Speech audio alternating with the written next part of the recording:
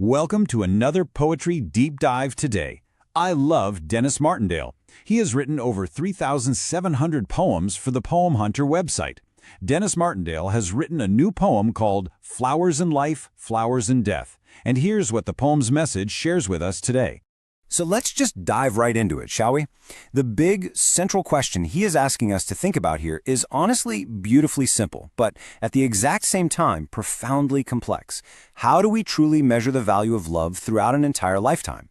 In this explainer, we're going to explore how love is measured. And spoiler alert, it's not in the currency we spend. Nope, it's in our daily intentions, our thoughtful gestures, and the true longevity of our devotion. We're going on a journey from that very first spark of romance all the way to the final farewell. Section 1. The cost of true love. Measuring devotion. You know, when a romance is just blossoming, there's often this kind of unspoken pressure, right? Like, what should a gift actually cost? But just listen to these opening lines. When she is worthy of true love, then flowers come her way. A scarlet rose may seem enough and not a large bouquet. Denis immediately just strips away all that pressure of extravagance. A single scarlet rose. Literally, that's all it takes. It tells us right out of the gate that it's the meaning behind the flower, and definitely not the size of the bouquet, that truly speaks to the heart. And he beautifully illustrates this huge contrast for us. Think about those incredibly expensive gifts, a scarlet necklace looking, super grand, or a diamond ring that puts you in a really tight spot financially. He's acknowledging that these massive, over-the-top purchases can cause real financial trouble. But then, compare that to the simple gestures, a scarlet rose for just £1 or £2. True love absolutely doesn't require you to go into debt. It just requires you to show up and show that you actually care. So what does this actually look like? How does true love really manifest throughout our lives? Well, the poem gives us this wonderful, totally actionable list. It's sharing that simple scarlet rose. It's writing heartfelt poems because, as the text notes, true love stirs up in men's hearts and poems come to mind. It's the act of saving up specifically for St. Valentine's Day just to make it absolutely clear you still love her. And ultimately, it's offering prayers on those heavy, fateful days. It's the everyday miracles that inspire these continuous, gentle little actions. Section 2. Diamonds versus Scarlet Roses. Maturing relationships.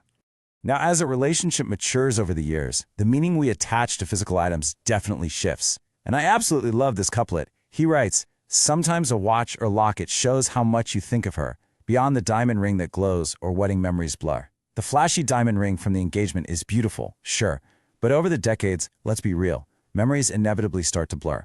It's those consistent, thoughtful little gifts given way after the big wedding day that actually keep the romance alive and breathing right here in the present." Section 3. The poetry of everyday romance. Ongoing devotion. This is all about the ongoing everyday effort that's required to maintain a deep connection as the decades pass. He practically maps out this entire timeline of romance for us. We start out in the springtime of love, focusing on special days like St. Valentine's. Then we shift into that phase where the years roll by, which represents that long stretch of shared life. From there, we move toward the inevitable final breath, and finally the days of mourning at the funeral. This traces the whole entire lifespan of love, really showing us that devotion is required at absolutely every single stage. And looking closer at that years roll by phase, the poem offers this super touching insight. And even though the years roll by, a scarlet rose gets shared. Who knows if she will smile or cry, but show her that you cared. Notice the real emotional vulnerability here? You don't always know exactly how your partner is going to react. Sometimes a romantic gesture brings this bright, beautiful smile, and sometimes it brings a happy, kind of nostalgic tear. But the simple act of spending just £1 or £2 to share that rose, that proves you still deeply care way after the honeymoon phase is over. Section 4. Love beyond the final breath. Enduring devotion. All right, we've now arrived at the thematic turning point of our explainer. The tone naturally gets a bit softer here as we approach the concept of mortality. But before we read the final stanzas, I have to share this fascinating, real-world inspiration behind the poem. Denis actually received a super mundane email containing a receipt for funeral tribute flowers, and in his reply to that email, he used the exact phrase that would become the title of this very poem, "Flowers in life, flowers in death." Isn't it incredible how a standard, everyday electronic receipt sparked such a profound meditation on eternal love? It's really something. And that real-world inspiration leads us directly into this incredibly powerful couplet. True love in life, true love in death, good reasons still to give. True love stays till her final breath, while you on earth still live. Let's unpack this together for a second. The message here is crystal clear. A person's duty to express their devotion does not just end because a partner passes away. The love remains. And as long as you are still walking this earth, there are still good reasons to give. Your love genuinely survives that physical separation. Section 5. A fateful, final tribute. The ultimate gesture. This brings us to the concluding stanzas, which focus heavily on the ultimate gesture of farewell at a funeral. He writes, "So even at her funeral, when tears have overflowed, to you she was a miracle, a blessing God bestowed." These lines are just breathtaking. Even amidst overwhelming grief, the poet gently reminds us to pivot our focus toward gratitude. He really highlights the absolute miracle of having known such a profound, beautiful connection in the first place. And right here, the poem comes beautifully full circle.